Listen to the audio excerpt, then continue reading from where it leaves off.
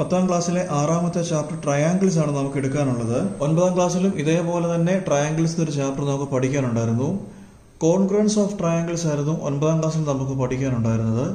10ാം ക്ലാസ്സിലെ ട്രയാങ്കിൾസിൽ പ്രധാനമായിട്ടും similarity of triangles ആണ് പഠിക്കാനുള്ളത്. അപ്പോൾ എന്താണ് സിമിലർ ട്രയാങ്കിൾസ് എന്ന് പറയുന്നതിന് മുൻപേ, അല്ലെങ്കിൽ സിമിലർ ട്രയാങ്കിൾസിന്റെ പ്രോപ്പർട്ടീസോ ക്രൈറ്റീരിയയോ ഒക്കെ പറയുന്നതിന് മുമ്പേ ഈ ചാപ്റ്ററിൽ നമുക്കൊരു തിയറം പഠിക്കാനുണ്ട്. തിയറം 6.1. അതിന്റെ പേര് ബേസിക് പ്രൊപ്പോർഷണാലിറ്റി തിയറം അല്ലെങ്കിൽ തെയിൽസ് തിയറം എന്നാണ്. സോ ഈ 6ാമത്തെ ചാപ്റ്ററിലെ first theorem basic proportionality theorem ഇത് പറയുന്നതിന് മുമ്പേ നമുക്ക് ഒരു ചെറിയ റിവിഷൻ നടത്താം. നമ്മൾ പണ്ട് പഠിച്ചിട്ടുള്ള പഴയ ക്ലാസ്സുകളിൽ നമുക്ക് പഠിച്ചിട്ടുള്ള കുറച്ച് കാര്യങ്ങൾ അത് ഈ തിയറം ചെയ്യാൻ വളരെ അത്യാവശ്യമാണ്. സോ നമ്മൾ ഈ തുടക്കത്തിൽ പറയുന്ന ഈ 2-3 കാര്യങ്ങൾ ഇത് നന്നായി മനസ്സിലാക്കിയിട്ട് മാത്രമേ ഈ തിയറം ചെയ്യാൻ പോകാവൂ. ഈ കാര്യങ്ങൾ വളരെ നന്നായിട്ട് മനസ്സിലാക്കിയെങ്കിൽ ഈ തിയറം നമുക്ക് ചെയ്യാൻ വളരെ വളരെ എളുപ്പമായിരിക്കും. ശരി, ഒന്നാമതായിട്ട് എനിക്ക് പറയാനുള്ളത് നമ്മൾ ചെറിയ ക്ലാസ് തൊട്ട് പഠിക്കുന്ന ഒരു കാര്യമാണ് ഏരിയ ഓഫ് എ ട്രയാങ്കിൾ. നമുക്കറിയാം അതിന്റെ formula. Area of a triangle is equal to half BH, half base into height. അറിയാമല്ലോ, ബി എന്നുള്ളത് ബേസ് ആണ്. ഇതിലെ H എന്ന് പറഞ്ഞാൽ ഹൈറ്റ് എന്ന് പറയാം, അല്ലെങ്കിൽ നമ്മളിതിനെ ഓൾട്ടിറ്റ്യൂഡ് എന്നും പറയാം. മനസ്സിലായല്ലോ? അപ്പൊ നമുക്ക് അറിയാവുന്ന ഒരു ഫോർമുലയാണ് half base into height. So നമ്മളിതിന്റെ ഇങ്ങനെ ഒരു ട്രയാങ്കിൾ കൺസിഡർ ചെയ്യുകയാണെങ്കിൽ ഇതിന്റെ ഈ താഴ്ഭാഗം ഇതാണ് നമ്മുടെ ബേസ് എന്നിരിക്കട്ടെ. ഇതാണ് നമ്മുടെ ബേസ് എങ്കിൽ അതിന്റെ ഹൈറ്റ് അല്ലെങ്കിൽ ഓൾട്ടിറ്റ്യൂഡ് എന്നാണ് പറയുന്നത്. ഇങ്ങനെ ഓൾട്ടിറ്റ്യൂഡ് എന്ന് പറയാനൊരു കാരണമുണ്ട്. ഈ ഹൈറ്റ് എന്ന് പറയുന്നത് എപ്പോഴും ഈ ബേസിന്റെ അവിടെ നിന്ന് ഒരു 90 ഡിഗ്രി ആയിരിക്കണം. കണ്ടോ, ഇത് 90 ഡിഗ്രിയാണ്. സോ ഇതായിരിക്കും നമ്മുടെ ഹൈറ്റ്. മനസ്സിലായില്ലേ? ഇത് ബേസും ഇത് ഹൈറ്റും. ഈ ഹൈറ്റ് എന്ന് പറയുന്നത് എപ്പോഴും എവിടെ ആയിരിക്കും? ഈ ബേസിന്റെ അവിടെ നിന്നൊരു 90 ഡിഗ്രി ഉണ്ടെങ്കിൽ മാത്രമേ നമുക്ക് ഇതിന്റെ ഹൈറ്റ് എന്ന് പറയാൻ പറ്റത്തുള്ളൂ. സോ നമ്മൾ ഒരു ട്രയാങ്കിളിന്റെ ഏരിയ പറയുമ്പോൾ ഹാഫ് ബേസ് ഇൻറ്റു ഹൈറ്റ് പറയുമ്പോൾ എന്ത് വേണമെന്ന് പറഞ്ഞു?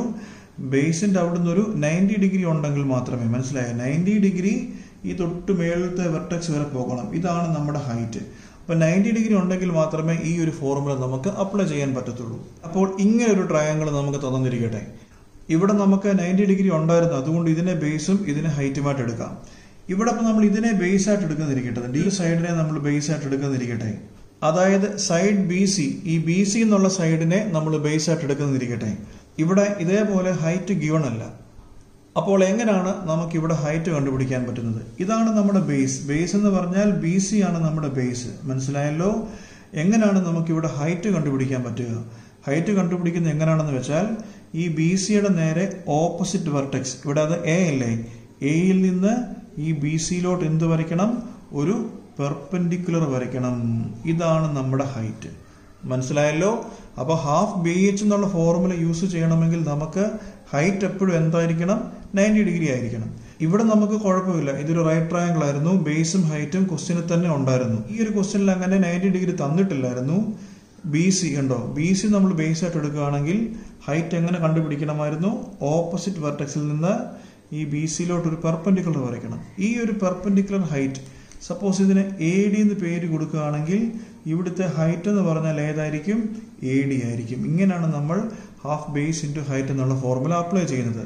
ഇപ്പം ഈ താഴെയുള്ള ഈ BC എന്നുള്ള സൈഡ് തന്നെ ബേസ് ആയിട്ട് എടുക്കണമെന്ന് യാതൊരു നിർബന്ധവും ഇല്ല. നമുക്ക് വേണമെങ്കിൽ ഇതിന്റെ ഈ ഒരു സൈഡ് AB എന്നുള്ളതിന്റെ ഈ ഒരു സൈഡിന് നമുക്ക് എന്തായിട്ട് എടുക്കാം? ബേസ് ആയിട്ട് എടുക്കാം. ഇങ്ങനെ AB ബേസ് ആയിട്ട് എടുക്കുമ്പോൾ എങ്ങനെയാണ് നമുക്ക് ഹൈറ്റ് വരയ്ക്കാൻ പറ്റുക?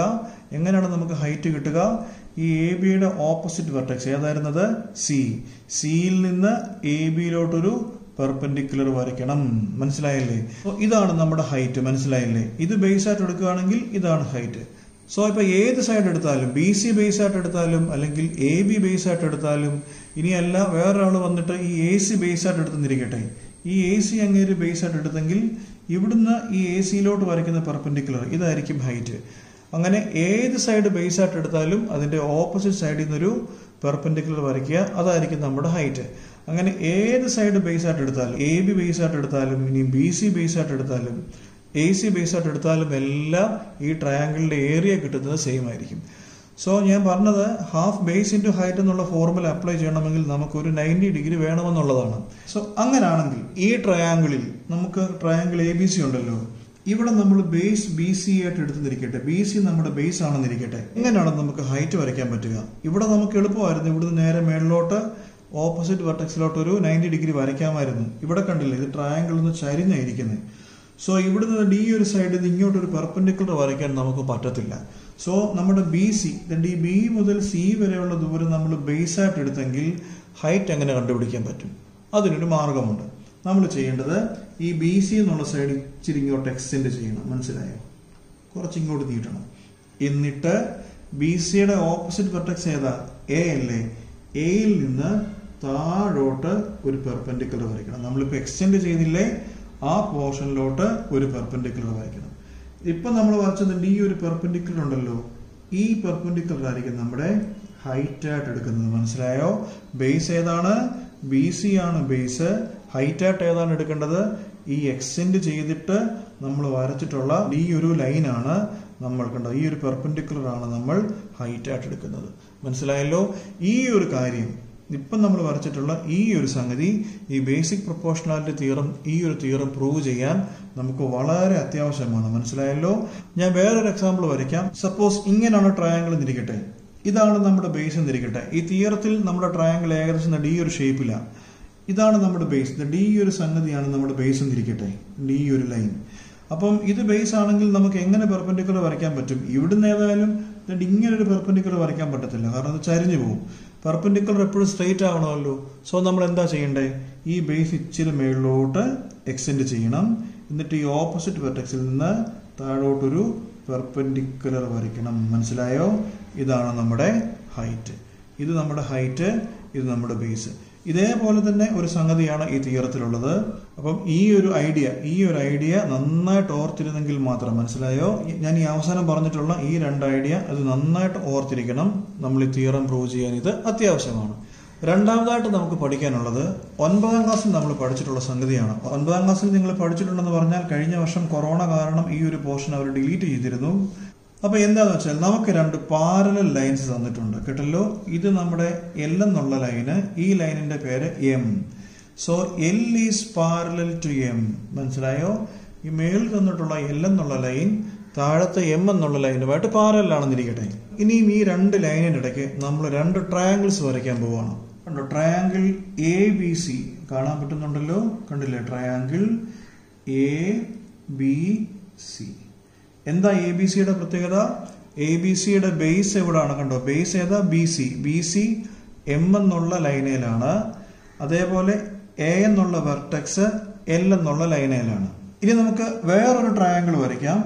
ആ ട്രയാങ്കിള് ഈ ബി സി എന്നുള്ള അതേ ബേസിൽ തന്നെ വെച്ചിട്ട് നമുക്ക് വേറൊരു ട്രയാങ്കിൾ വരയ്ക്കാം.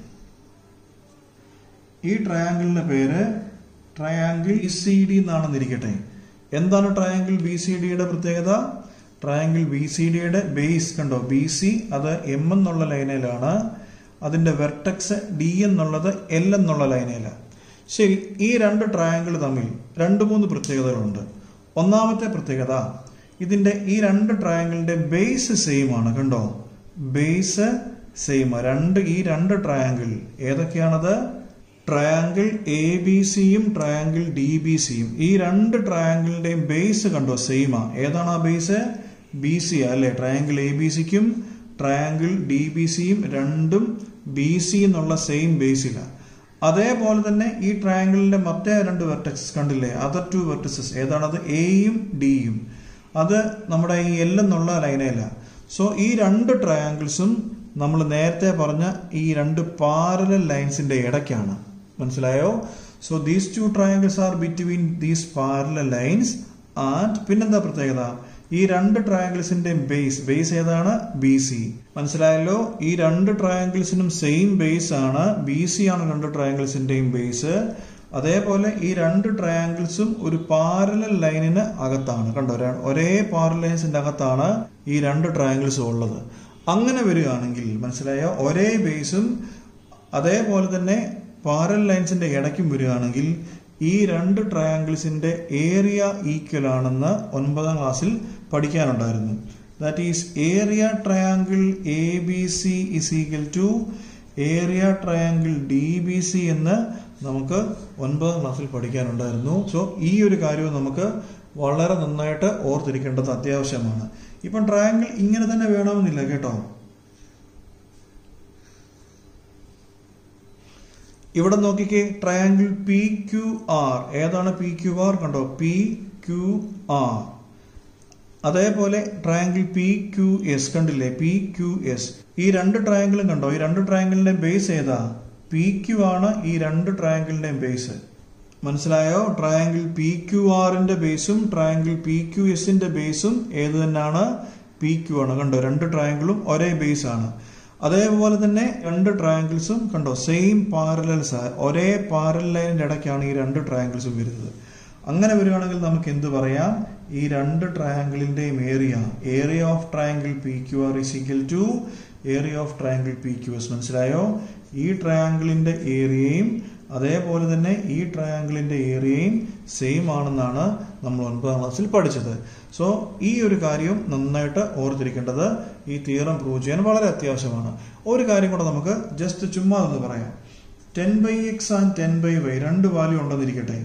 10/x ആൻഡ് 10/y വളരെ സിമ്പിൾ കാര്യമാണ് ഇനിയും പറയാൻ പോകുന്നത്. എന്താണ് ഈ രണ്ട് വാല്യൂന്റെ പ്രത്യേകത? ഈ രണ്ട് വാല്യൂന്റെ ന്യൂമറേറ്റർ സെയിം ആണ്. കണ്ടോ, ഇവിടെയും 10 ഉണ്ട്, ഇവിടെയും 10 ഉണ്ട്. ഈ രണ്ട് വാല്യൂന്റെ ന്യൂമറേറ്റർ സെയിം ആണ്. ഡിനോമിനേറ്ററിന് മാത്രമേ ചെറിയൊരു വ്യത്യാസമുള്ളൂ. ഇവിടെ അത് എക്സ് എന്ന് പറഞ്ഞിട്ടുണ്ട്, ഇവിടെ വൈ എന്നും പറഞ്ഞിട്ടുണ്ട്.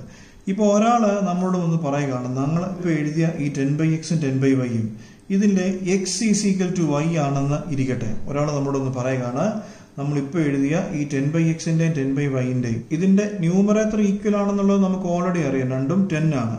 ഈ ഡിനോമിനേറ്റർ വന്ന് ഈക്വൽ ആണെന്ന് നമുക്ക് അറിയാമെന്നിരിക്കട്ടെ, അല്ലെങ്കിൽ ഒരാൾ നമ്മളോട് അങ്ങനെ പറഞ്ഞു ഈ എക്സും വൈയും ഈക്വൽ ആണെന്നിരിക്കട്ടെ. ഈ വാല്യൂന് എന്ത് സംഭവിക്കും? ഈ വാല്യൂ ഈക്വൽ ആയിരിക്കും. കാരണം എന്താ? ന്യൂമറേറ്റർ തമ്മിലും ഈക്വൽ ആണ്, അത് നമുക്ക് ഓൾറെഡി അറിയാം. ഡിനോമിനേറ്റർ തമ്മിൽ ഈക്വൽ ആണെന്ന് ഇപ്പോൾ ഒരാൾ ഒന്ന് പറയുകയും ചെയ്തു. സോ എന്താണ് സംഭവം? ഈ രണ്ട് വാല്യൂ 10/x എന്നുള്ള വാല്യൂയും 10/y എന്നുള്ള വാല്യൂയും ഈക്വൽ ആയിരിക്കും. സോ ഈ മൂന്ന് കാര്യങ്ങൾ നന്നായി മനസ്സിലാക്കിയിട്ട് വേണം നമ്മൾ ഈ ബേസിക് പ്രൊപ്പോർഷണാലിറ്റി തിയറം എന്നുള്ള ഈ ഒരു തിയറം പ്രൂവ് ചെയ്യാൻ പോകുന്നത്. ശരി, തിയറം 6.1 ബേസിക് പ്രൊപ്പോർഷണാലിറ്റി തിയറമാണ് നമുക്ക് പഠിക്കാനുള്ളത്. ആ തിയറത്തിന്റെ സ്റ്റേറ്റ്മെന്റ് നിങ്ങൾ കണ്ടല്ലോ. If a line is drawn parallel to എന്നൊക്കെ പറഞ്ഞിട്ട് ഒരു സ്റ്റേറ്റ്മെന്റ് ആണ് അവർ താഴോട്ട് തന്നിരിക്കുന്നത്. അപ്പൊ എന്താണ് അവർ നമ്മളോട് ഉദ്ദേശിച്ചിരിക്കുന്നത് ഞാൻ ആദ്യം ഒന്ന് പറയാം. അതായത് ABC എന്നൊരു ട്രയാങ്കിൾ ഉണ്ടായിരുന്നു, ABC. ഇതിലെ ഏതെങ്കിലും ഒരു സൈഡിന് പാരലലായി ഒരു ലൈൻ വരയ്ക്കുന്നു. മനസ്സിലായോ? ഇപ്പം ഏതെങ്കിലും ഒരു സൈഡ്, ഞാനിപ്പം BC എന്നുള്ള സൈഡ് എടുക്കുന്നു. BC ആകണമെന്നില്ല, നിങ്ങൾക്ക് ഇഷ്ടമുള്ള ഏത് സൈഡ് വേണമെങ്കിലും എടുക്കാം. ഞാൻ ഇപ്പോഴത്തേക്ക് BC എന്നുള്ള സൈഡ് എടുക്കുന്നു. ഈ BCക്ക് പാരലലായി ഒരു ലൈൻ എന്ന് പറഞ്ഞാൽ അത് ബാക്കിയുള്ള രണ്ട് സൈഡിനെയും കട്ട് ചെയ്യുന്ന ലൈൻ ആയിരിക്കണം. മനസ്സിലായോ? ഇങ്ങനെ BCക്ക് പാരലലായി ഞാൻ DE എന്നുള്ള ലൈൻ വരയ്ക്കുന്നു. മനസ്സിലായോ? എന്താ DEയുടെ പ്രത്യേകത എന്ന് മനസ്സിലായോ? DE പാരലൽ BC ആണ്. ഞാൻ ഒന്നുകൂടി പറയാം. ഒരു ട്രയാങ്കിൾ ABC ഉണ്ടായിരുന്നു, അതിലെ BC എന്നുള്ള സൈഡിന് പാരലലായി DE എന്നുള്ള ലൈൻ വരച്ചു. അങ്ങനെയാണെങ്കിൽ ഈ തിയറം നമ്മളോട് പറയുന്നത് AD/DB, AD എന്ന് പറഞ്ഞാൽ A മുതൽ D വരെയുള്ള ദൂരമാണ്, DB എന്ന് പറഞ്ഞാൽ D മുതൽ B വരെയുള്ള ദൂരമാണ്. സോ നമ്മൾ ഒരു ട്രയാങ്കിളിന്റെ ഒരു സൈഡിന് പാരലായിട്ട് ഒരു ലൈൻ വരയ്ക്കുമ്പം കണ്ടോ ഈ രണ്ട് സൈഡും ഇങ്ങനെ കട്ടാകുമല്ലോ, കണ്ടില്ലേ? അപ്പൊ ഈ തിയറം നമ്മളോട് പറയുന്നത് ഇങ്ങനെ ഒരു പാരലൽ ലൈൻ വരയ്ക്കുകയാണെങ്കിൽ AD/DB, മനസ്സിലായോ? AD/DB is equal to AE/EC ആയിരിക്കും എന്നാണ് ഈ തിയറം നമ്മളോട് പറയുന്നത്. നമുക്ക് ഇവിടെ തന്നിരിക്കുന്നത് ട്രയാങ്കിൾ ABCയും DE പാരലൽ BCയും തന്നിട്ടുണ്ട്. നമുക്ക് പ്രൂവ് ചെയ്യാനുള്ളത് AD/DB is equal to AE/EC ആണ് എന്നാണ് നമുക്ക് പ്രൂവ് ചെയ്യാനുള്ളത്. ഈ തിയറത്തിലോട്ട് പോകുന്നതിന് മുമ്പ് ഒരു ചെറിയ എക്സാമ്പിൾ പറയാം. നോക്കിക്കേ, ഈ ട്രയാങ്കിളിന്റെ ADയും DBയും അതേപോലെ AEയും ECയും തന്നിട്ടുണ്ട്. നമുക്ക് AD/DB എന്ന് ചെയ്ത് നോക്കാം. AD എന്ന് പറഞ്ഞാൽ A മുതൽ D വരെയുള്ള ദൂരം. സോ AD/DB ഒന്ന് ചെയ്തേ. എത്രയാണ് AD/DB? 2/4. എത്രയാണ് 2/4? 1/2. അതേപോലെ AE/EC ഒന്ന് ചെയ്യാമോ? AE/EC എത്ര? AE/EC 5/10. എത്ര? 5/10. അതും 1/2. നോക്കിക്കേ, AD/DB അല്ലേ? AD/DB ചെയ്തപ്പോ നമുക്ക് എന്ത് കിട്ടി? 1/2 കിട്ടി. അത് തന്നെയാണ് അല്ലെ? അത് തന്നെയാണ് നമുക്ക് എന്ത് കിട്ടിയത്? AE/EC ചെയ്തപ്പോഴും കിട്ടിയത്. അപ്പൊ ഇങ്ങനെ കിട്ടണമെന്നാണ് ഈ തിയറം നമ്മളോട് പറഞ്ഞത്. മനസ്സിലായി കാണുമല്ലോ. ഒരു ട്രയാങ്കിളിലെ ഒരു സൈഡിന് പാരലായി വേറൊരു ലൈൻ വരയ്ക്കുകയാണെങ്കിൽ നമ്മൾ നേരത്തെ പറഞ്ഞ അതേ കാര്യം തന്നെ. If a line is drawn parallel to one side of a triangle to intersect the other two sides in distinct points എന്നാണ് പറഞ്ഞിരിക്കുന്നത്. എന്ന് വെച്ചാൽ ബി സി എന്നുള്ള സൈഡിന് പാരലായി വേറൊരു ലൈൻ വരയ്ക്കണം. നമ്മുടെ ഈ ഒരു ലൈൻ ഉണ്ടല്ലോ, ഈ ലൈൻ എ ബിയിലും ഒന്ന് കട്ട് ചെയ്യണം, അതേപോലെ എ സിയിലും ഒന്ന് കട്ട് ചെയ്യണമെന്നാണ് പറഞ്ഞിരിക്കുന്നത്. മനസ്സിലായല്ലോ? ചുരുക്കി പറഞ്ഞാൽ ബി സിക്ക് പാരലായി ഒരു ലൈൻ ഡി ഇ വരയ്ക്കുകയാണെങ്കിൽ എന്ത് സംഭവിക്കും? The other two sides are divided in the same ratio എന്നാണ് പറഞ്ഞിരിക്കുന്നത്. other two sides എന്ന് പറഞ്ഞാൽ ഏതാ? എ ബിയും എ സിയും. അതെന്ത് സംഭവിക്കും? Divided in the same ratio, ഒരേ റേഷ്യോയിൽ കട്ടാകും കേട്ടോ. എന്ന് പറഞ്ഞാൽ നമ്മൾ തൊട്ട് മുമ്പ് പറഞ്ഞ കാര്യം എന്തായിരുന്നത്? നിങ്ങളൊന്ന് പറയാമോ കൂട്ടത്തിൽ? A D by D B is equal to A E by E C ആയിരിക്കുമെന്നാണ് ഈ തിയറം, ഈ സ്റ്റേറ്റ്മെന്റ് നമ്മളോട് പറഞ്ഞത്. അപ്പൊ ഈ സ്റ്റേറ്റ്മെന്റ് നമ്മൾ കാണാതെ പഠിക്കേണ്ടതാണ്. സോ ഈ തിയറം പ്രൂവ് ചെയ്യാൻ നമ്മുടെ ആദ്യത്തെ ജോലി എന്താ? ഈ സ്റ്റേറ്റ്മെന്റ് എഴുതി വെക്കുക. അതായത് എന്തായിരുന്നോ തിയറം, ആ തിയറം അതേപോലെ എഴുതി വെക്കണം. അതാണ് നമ്മുടെ ആദ്യത്തെ ജോലി. ശരി, വളരെ പെട്ടെന്ന് തന്നെ ഞാൻ ആ സ്റ്റേറ്റ്മെന്റ് എഴുതിയിട്ടുണ്ട്. നമുക്ക് ആദ്യം വേണ്ടത് സ്റ്റേറ്റ്മെന്റാ. സ്റ്റേറ്റ്മെന്റ് എഴുതി കഴിഞ്ഞാൽ പിന്നെ നമുക്ക് എന്താ വേണ്ടത്? ഡയഗ്രമാണ് വേണ്ടത്. നേരത്തെ പറഞ്ഞതുപോലെ ഈ ഡയഗ്രം നമ്മൾ വരയ്ക്കണം.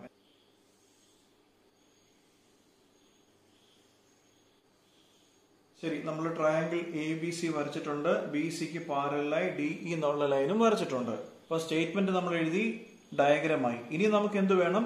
ഗിവൺ വേണം. ഈ ക്വസ്റ്റ്യനിൽ എന്താണ് തന്നിരിക്കുന്നത് അതാണ് നമ്മൾ ഇനി അടുത്തതായിട്ട് എഴുതേണ്ടത്. എന്താ ഈ ക്വസ്റ്റ്യൻ തന്നിരിക്കുന്നത്? If a line is drawn parallel to one side of a triangle, അതാണ് ഈ ക്വസ്റ്റ്യന് തന്നിരിക്കുന്നത്. എന്ന് വെച്ചാൽ ഒരു ട്രയാങ്കിൾ ഉണ്ടായിരുന്നു, ആ ട്രയാങ്കിളിന്റെ ഒരു സൈഡിന് പാരലായി ഒരു ലൈൻ വരച്ചിട്ടുണ്ടായിരുന്നു. ഇത്രയുമാണ് നമ്മുടെ ഗിവൺ. നമുക്കതൊന്ന് എഴുതാമല്ലോ. മനസ്സിലായല്ലോ? ട്രയാങ്കിൾ എ ബി സി നമുക്ക് തന്നിട്ടുണ്ട്. അതിൽ എന്താണ് പ്രത്യേകത? D E parallel B C, അതാണ് നമുക്ക് ഗിവൺ. അപ്പൊ ഗിവണും എഴുതി. അപ്പൊ ഇനി നമുക്ക് എന്താ ചെയ്യേണ്ടത്? എന്താണോ പ്രൂവ് ചെയ്യാനുള്ളത് അത് എഴുതണം, അല്ലേ?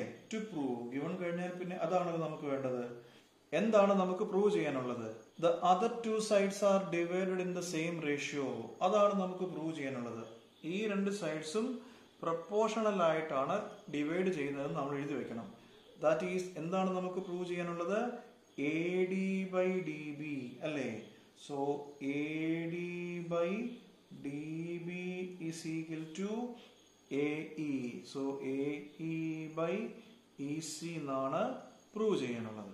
അപ്പൊ ആ ജോലിയും കഴിഞ്ഞു. ഇനി കൺസ്ട്രക്ഷൻസ് വല്ലതും ഉണ്ടെങ്കിൽ നമ്മൾ ആ കൺസ്ട്രക്ഷൻസ് ചെയ്യണം. മനസ്സിലായോ?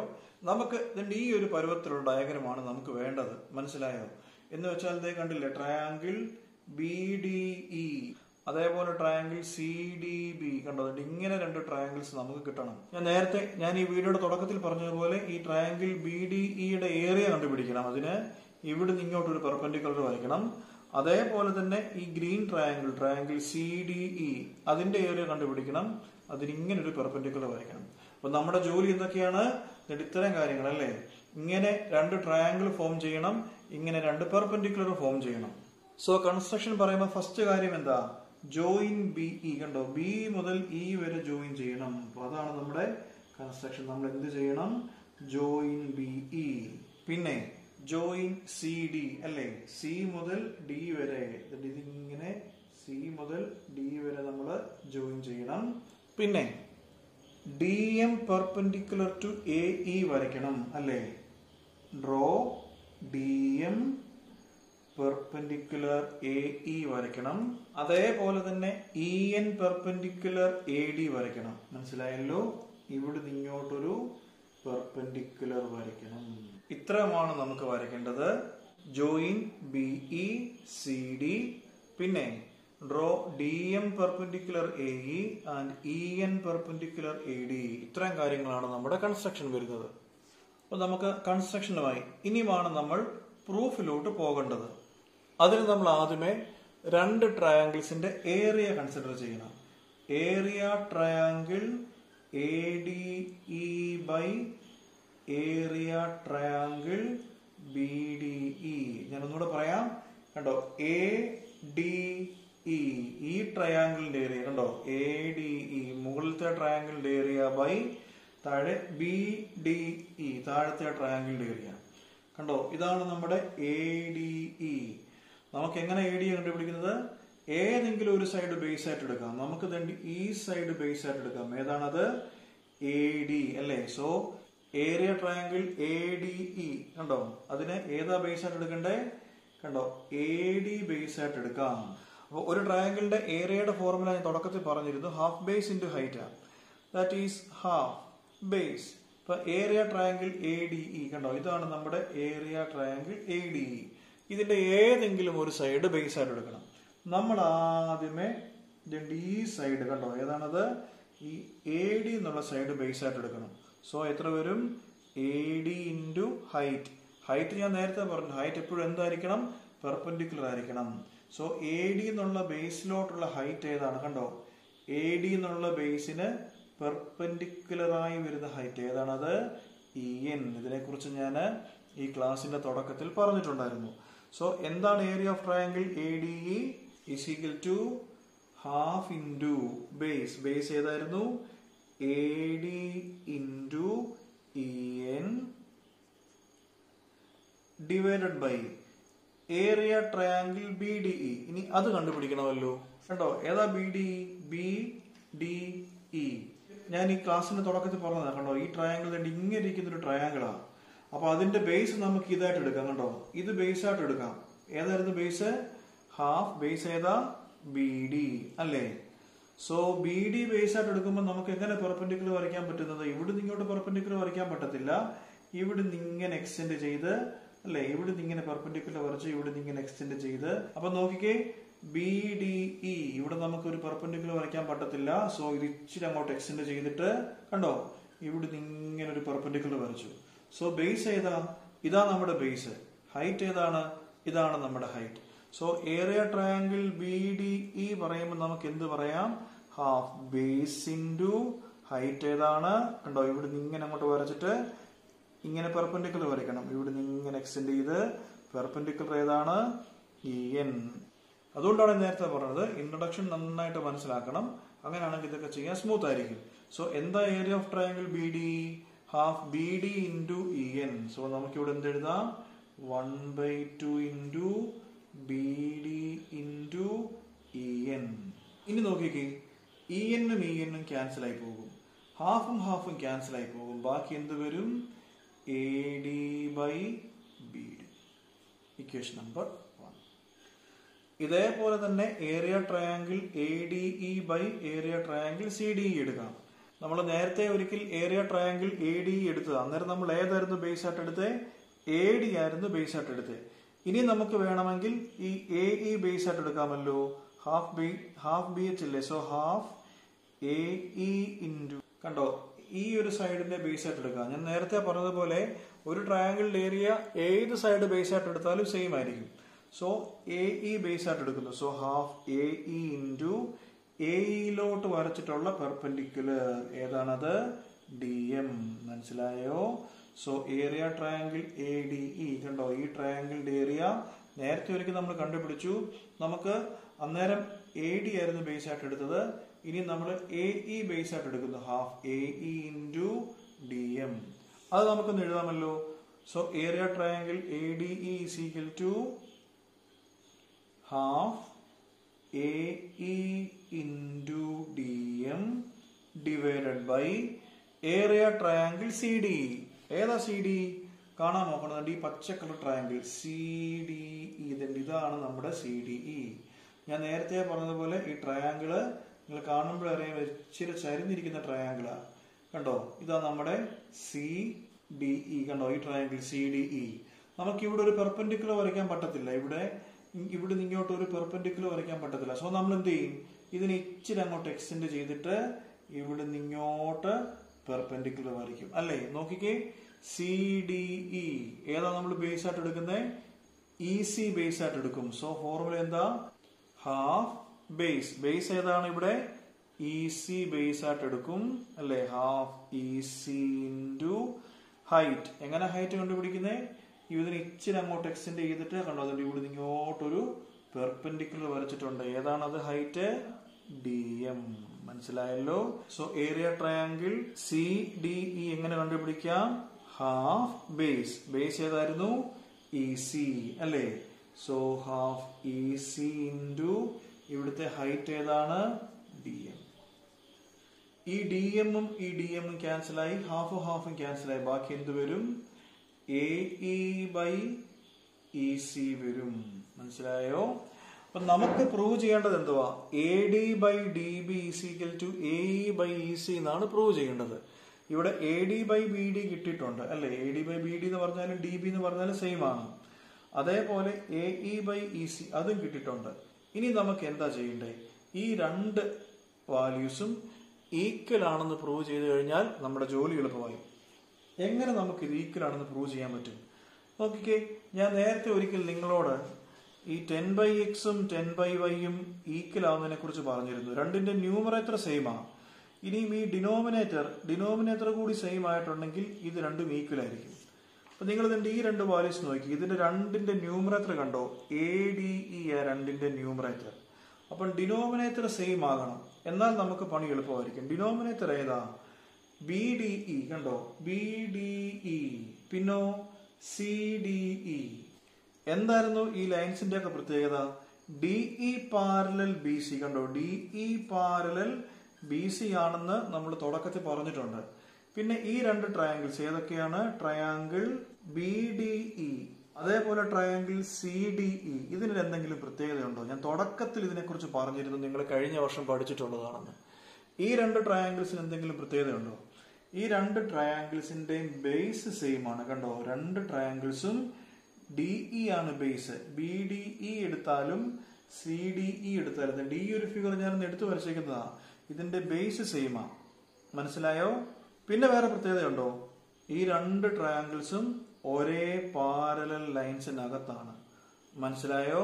These two triangles are on the same base DE and are between the same parallels DE parallel BC. അങ്ങനെ ഒരേ ബേസ് ഉള്ളതും പാരലൽ ലൈൻസിന്റെ ഇടയ്ക്ക് വരുന്നതുമായ ഈ രണ്ട് ട്രയാങ്കിൾസിന് ഒരു പ്രത്യേകത ഉണ്ട്. ഞാൻ തുടക്കത്തിൽ പറഞ്ഞിരുന്നു, നിങ്ങൾ കഴിഞ്ഞ വർഷം പഠിച്ചൊരു പ്രത്യേകത.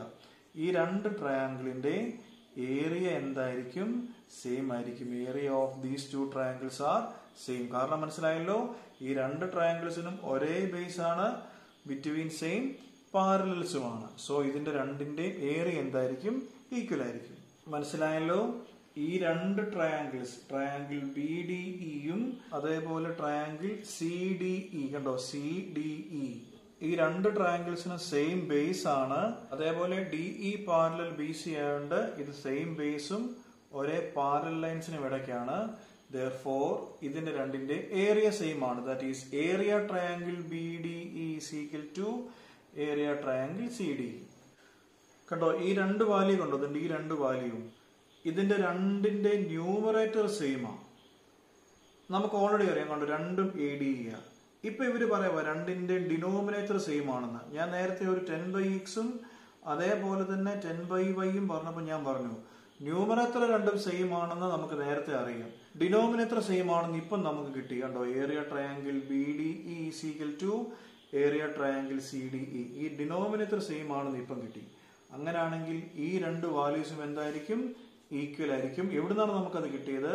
From equation 1, equation 2 and equation 3. അങ്ങനെയാണെങ്കിൽ എന്താണ് ഏരിയ ട്രയാങ്കിൾ ADE/ഏരിയ ട്രയാങ്കിൾ BDE? ഇവിടെ നമുക്ക് കിട്ടിയിട്ടുണ്ട് ഏരിയ ട്രയാങ്കിൾ ADE/ഏരിയ ട്രയാങ്കിൾ BDE. ഏതാണത്? AD/BD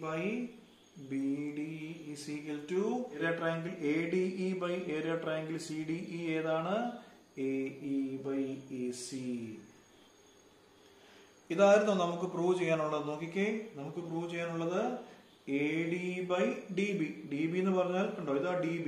DB എന്ന് പറഞ്ഞാലും BD എന്ന് പറഞ്ഞാലും സെയിം ആ. So AD/DB = AE/EC. ഇതായിരുന്നു നമുക്ക് പ്രൂവ് ചെയ്യാനുള്ളത്. അത് നമുക്ക് പ്രൂഫ് ആൻഡ് കൺക്ലൂഷൻ കിട്ടി. മനസ്സിലാക്കി പഠിച്ചാൽ എഴുതാൻ വളരെ കുറച്ചേ ഉള്ളൂ. ഇവിടം തൊട്ട് ഇവിടം വരെയുള്ള കാര്യങ്ങൾ മാത്രമേ സത്യം പറഞ്ഞാൽ നമുക്ക് പുതുതായിട്ട് പഠിക്കാനുള്ളൂ. ഇതൊക്കെ നമുക്ക് സ്റ്റേറ്റ്മെന്റ് തന്നെ ഉള്ളതാണ്. എന്നാലും നമ്മൾ ആ സ്റ്റേറ്റ്മെന്റ് കാണാതെ പഠിക്കണം. വളരെ സിമ്പിളാണ്. നന്നായിട്ട് മനസ്സിലാക്കി വളരെ നന്നായിട്ട് എഴുതി ഒരു 3-4 വട്ടമൊക്കെ നോക്കി അല്ലെങ്കിൽ മനസ്സിലാക്കി എഴുതിയിട്ട് 1-2-3 വട്ടമൊക്കെ കാണാതും എഴുതണം. എന്നാലേ നമുക്കിത് വളരെ തറവായിട്ട് പഠിക്കാൻ പറ്റുള്ളൂ. നന്നായിട്ട് എഴുതി നന്നായിട്ട് മനസ്സിലാക്കി പഠിച്ചോണം.